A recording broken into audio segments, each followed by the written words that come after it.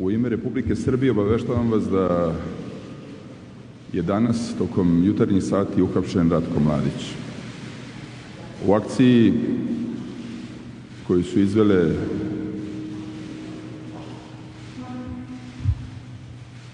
koordinisano Bezbednosna informativna agencija i Služba za otkrivanje ratnih zločina. Želim da čestitam svim pripadnicima akcionog tima Saveta za nacionalnu bezbednost koji je od formiranja ove Vlade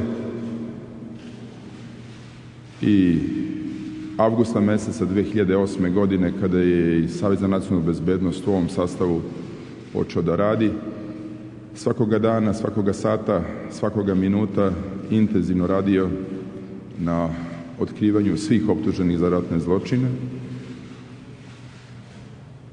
I ovim još jednom jeste potvrđeno da je Republika Srbija u svom punom kapacitetu dovršavala saradnju sa Haškim tribunalom, tragajući za optuženima i zatvarajući tu tešku stranicu naše zajedničke istorije.